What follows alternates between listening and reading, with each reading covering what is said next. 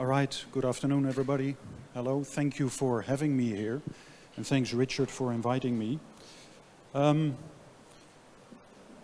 This type of event, I was reminded of a colleague of mine from English Heritage in London who was remarking that this type of event is very capable of producing death by PowerPoint. So I don't have a PowerPoint, I just put up the website of the main program that I would like to present here and to offer some of the insights that we have gained through the implementation of this particular approach. I've been working with World Heritage Sites for the last 20 years. And at the UNESCO headquarters in Paris, I don't work there anymore. I'm working for YTRAP, which is a UNESCO affiliated institute, working on training activities and research, and assisting UNESCO member states and World Heritage Sites in the Asia-Pacific region in improving conservation and management practices for World Heritage. However, we take World Heritage very broad, so we work actually in many, many heritage sites, trying to share and to broaden the experiences of World Heritage Sites to other heritage areas. Having worked for over 20 years in World Heritage, there was increasingly a concern at UNESCO, which was very strongly fed by the media and by NGOs and by concerned citizens, that World Heritage Sites were actually increasingly become ghettos of preservation, become sanitized, local population was being pushed out, primarily because of economic reasons. And so the message was coming back that World Heritage could be a blessing, but also a burden. And how do you better manage that process in order to retain the qualities and the character of the place while you're a World Heritage site? And what is the main concern of my presentation today is how can we actually capture some of the qualities and the character and make that workable for the contemporary city. So what is it that we value? If we talk about identity, Nani talked about identity already, and character of place, sense of place, you know, where does it reside, in what, and how can we use that in contemporary planning and design strategies for the city? Now, to start with is a process of cultural mapping, so making sure that we do not only focus on the iconic monuments and heritage sites, which are obviously on the radar of many local governments and many institutions, including UNESCO, but also focusing on the intangibles, the resources that are residing in local communities. What are the events, the traditions, and the belief systems that actually give a place its sense of place, that makes it tick. So it is a mapping exercise that puts the tangibles and the intangibles together. And it is really, if we would talk about the place of Penang, it is really going from mountain to beach, from ridge to reef. It is really taking the view of the whole island and connecting the various places, the events, through routing and through identification purposes, and then making them useful in terms of setting up a cultural infrastructure, if you like. So if we talk about local culture and heritage, it should be seen as both some of your software, but also part of your hardware. How are you investing to make these sites accessible? How can they be experienced for a variety of audiences? So it is really this mapping exercise that we are promoting through the historic urban landscape. The historic urban landscape is not focusing on World Heritage per se. Much of the discussion actually came out of the discussions at the World Heritage Committee. And in 2011, after 6 years of an international initiative that I spearheaded at UNESCO, consulting member states, consulting NGOs, consulting all types of stakeholders, the central idea was it should not be left to the City Council to make a decision between either conservation or development. And the member states at UNESCO were pushing for, we want both. We do appreciate conservation areas, we would like to protect them, but we do not want to shield them away from the socio-economic dynamics of the city. So this recommendation was adopted in November 2011. It was ratified by 191 UNESCO member states.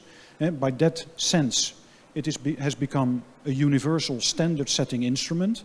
And that is, of course, for UNESCO very important. We work with national governments primarily. But after November 2011, in 2012, I moved to this institute because I really wanted to work with local authorities to see what is the merit and what are the benefits of actually applying this approach at the local government level.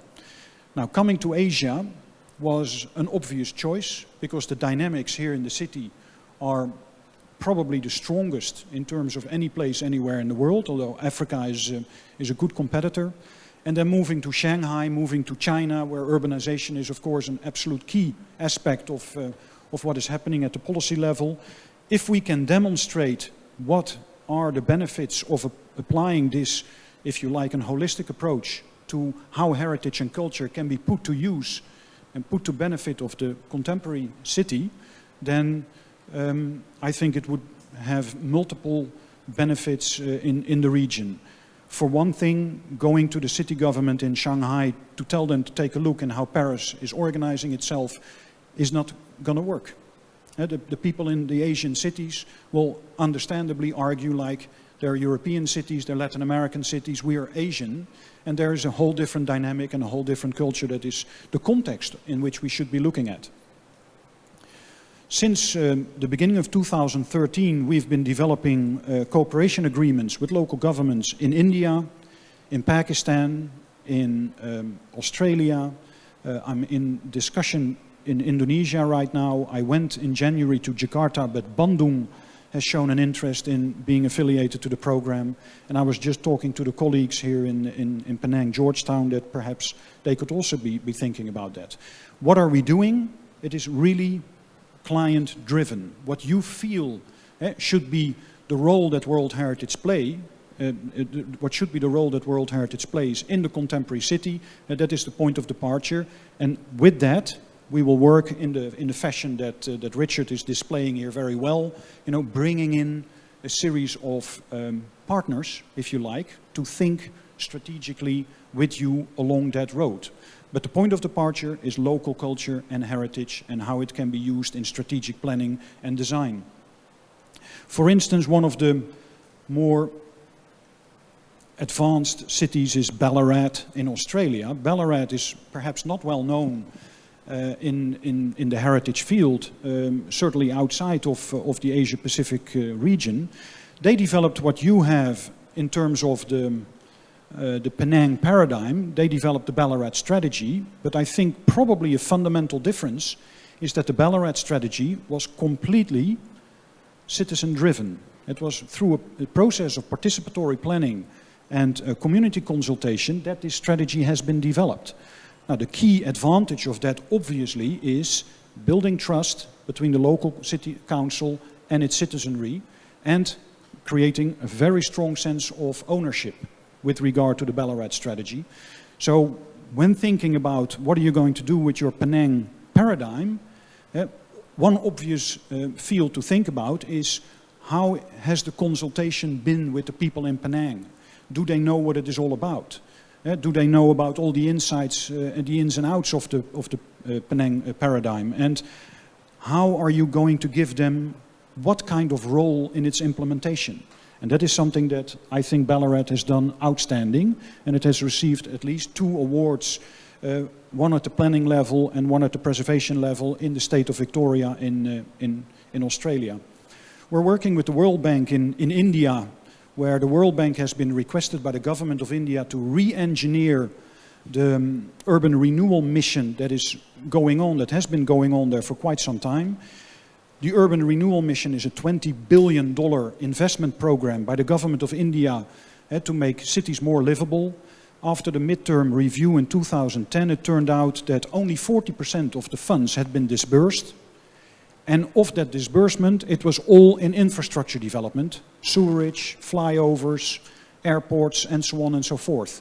It wasn't geared towards the historic inner cities in India and making those places better service-oriented and with more facilities for the local population.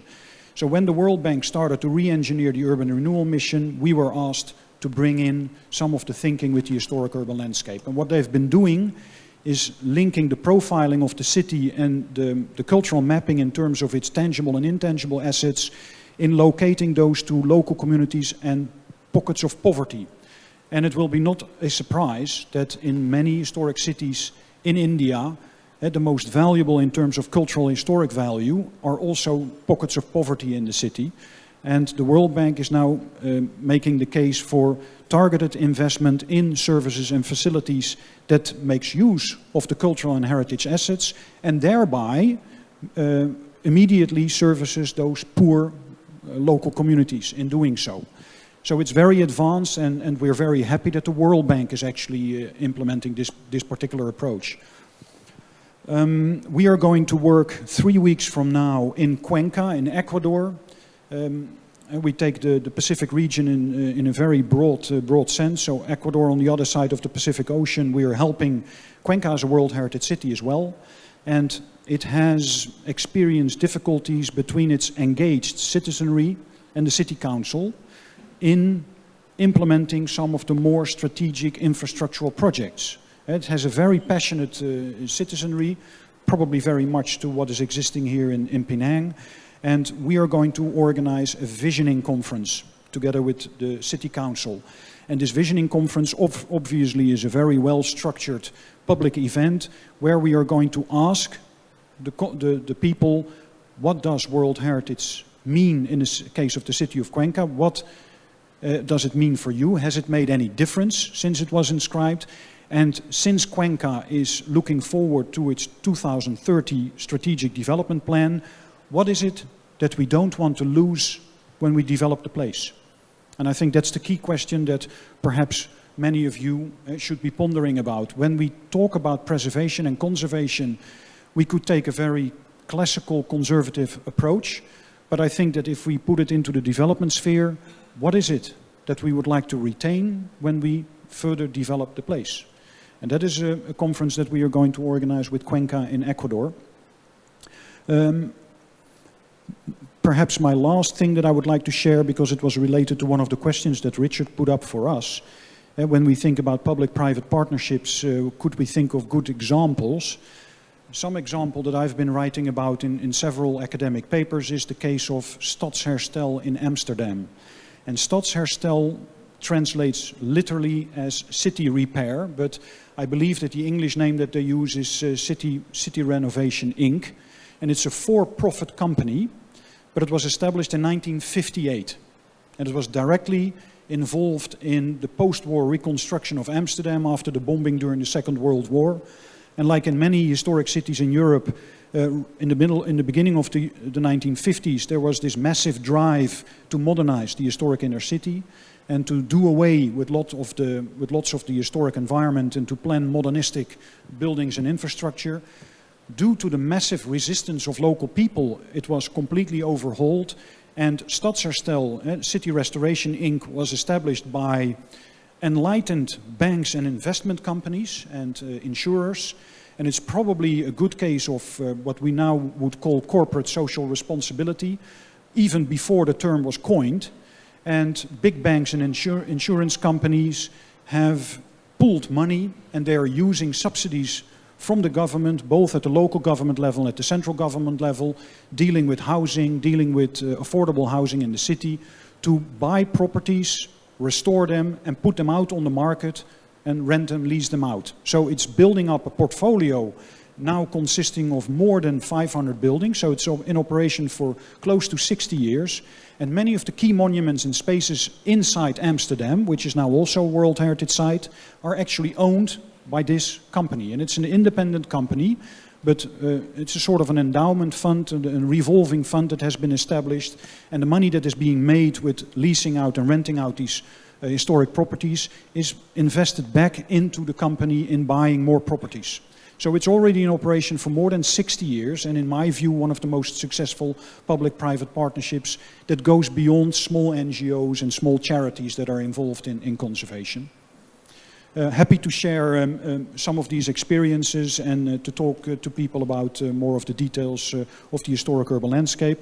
I brought a small brochure which is perhaps more developed for decision makers that have in general 5-minute attention span, as we have seen this morning, to give them along and to say, when you step into the car, please have a look. And so this is something that we've developed for decision makers. It's available over here, so please grab along if you want. Thank you.